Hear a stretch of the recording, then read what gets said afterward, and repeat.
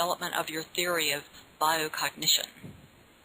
Well, partly out of frustration with the field of psychology and mind-body medicine, trying to figure out a way to bring a lot of the thoughts that we had about how mind affects the body and so forth, how to bring it into a practical way of people being able to just go beyond saying, well, your mind has a lot of power over your body, finding ways to be able to code that.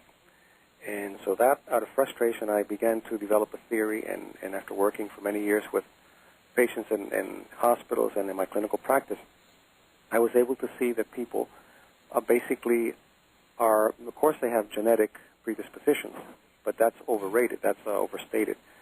Genetics can account for maybe 10% of what goes on. The rest is, of course, environment, but mainly the beliefs that you learn from your culture.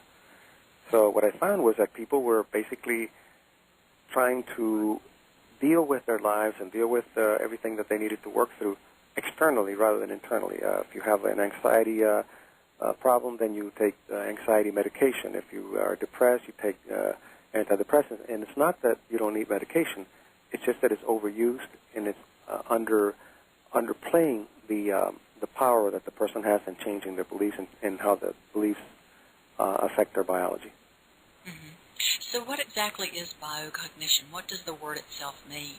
Well, I had to create a new word. Biocognition comes from biology, of course, the bio, which is the body, the emotions, the hormones, all the physical.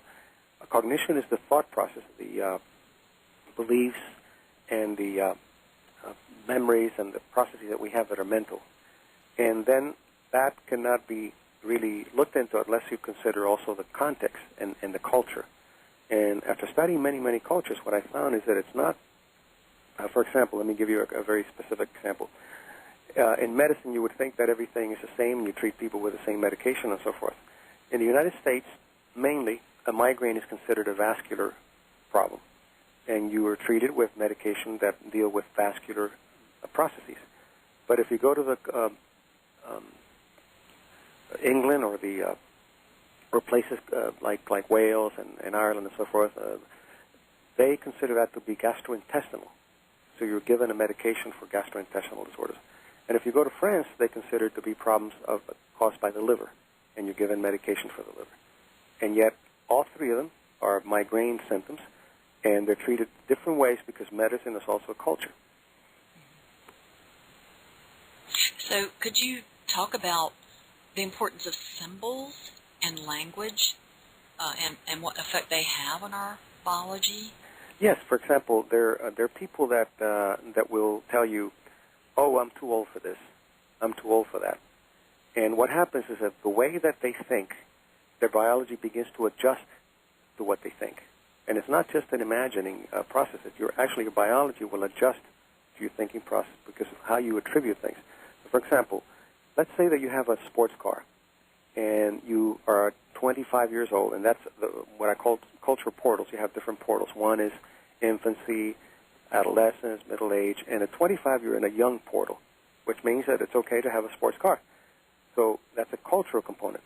You get out of the car, your back hurts, and the attribution, the cost that you give it, is based on that portal of 25. You say, oh, my back hurts, so I need to stretch, or I need to do some yoga, or I need to jog. That same car, a person at 75 is out of the portal. At 75, you're not supposed to be driving sports cars. So they come out of the car, their back hurts, and the attribution is the attribution of the portal of 75, which says you shouldn't be driving that car. So what that person thinks is, I'm getting too old for this. I bet I need to get a bigger car. They'll go to the doctor. They'll get pain medication, muscle relaxant, anti-anxiety, and everything else that they attribute to the pain in the back. And the person gives up the joy of the car, and they don't do the things that they need to do, which is the yoga or the stretching at any age. So we age culturally, mostly, rather than biologically. Mm-hmm. So even deciding, having the notion to take some sort of pharmaceutical, is that culturally supported? I mean, is that why we think to use a pharmaceutical? Yes, in many cases you need medication. You need medications for things that are physically wrong with an individual. If you have an insulin problem, you certainly have to take the medication for it. But much of the medicine that we practice of medicine. Let me give you an example. In Peru, the word for menopause, what they use for menopause is shame. So when you have the shame, you have menopause. And we know now from psychoneuroimmunology that when you experience shame, extensive shame, your immune system will secrete what's called pro-inflammatory products, things that cause inflammation. And the things that cause inflammation when the body doesn't need inflammation can affect things like rheumatoid arthritis, cardiovascular problems, and so forth. So the women in Peru who consider, and because of the culture, consider that menopause is a sign of shame, they have high levels of pro-inflammatory problems. And they develop cardiovascular problems and problems related to high. In Japan, women consider menopause coming into a phase of wisdom, not shame, but wisdom. You look at their inflammatory levels and they're normal. So that's just examples of how the culture can affect your biology. So you present 3 ways that we can, there are only 3 ways that around the world we can be wounded. Would you talk about those? Yes, what I have done is trying to, because when we study just one culture, we get very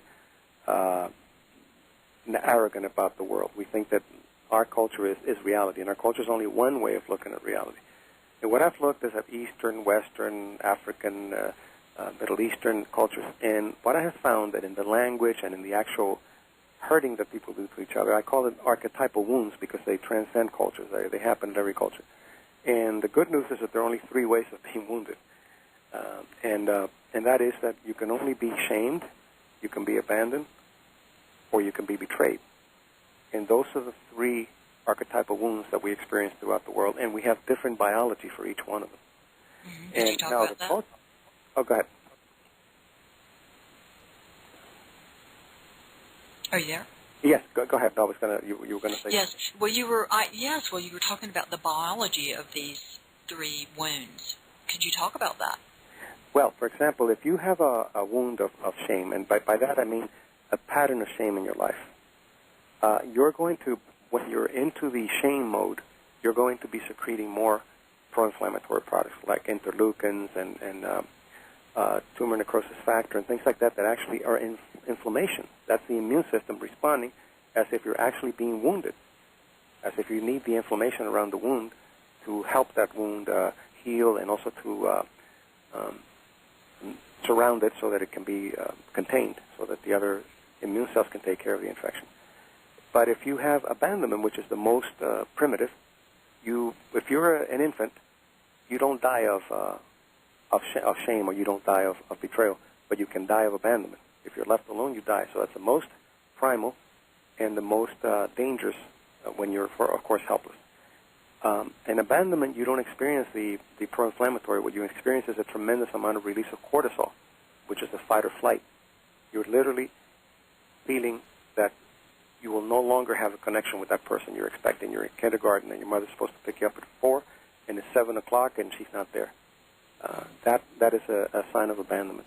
And betrayal, which is the most difficult to deal with, betrayal brings out rage, brings out anger, and it brings out adrenaline more than the cortisol. So people that, for example, that have cardiovascular problems have a tendency to have a lot of repressed hostility, a lot of anger. And those kinds of things are correlated with the belief systems that we learn in our culture. Some cultures teach you to repress emotions, other cultures teach you to overexpress emotions, and each has their own consequences. So how is it that our wounds get entangled with love and intimacy? Well, that's a really good question, because what happens is that usually those wounds are created by people that are important in our lives, like parents or teachers, people that we have to connect with intimately, either with love or we need something from them emotionally. So, for example, if you have a father that is very shaming, you're going to have to connect with that father, because that father is an important figure in your life. You need that love. You need that connection. And if shame is the way that your father communicates with you, then what you do is you entangle the shame with love, and then you can only speak love when they're shamed. This is why people who grow up in families of shaming marry men or women who are shaming, because the intimate language of love is a language of love entangled with shame or with abandonment or betrayal.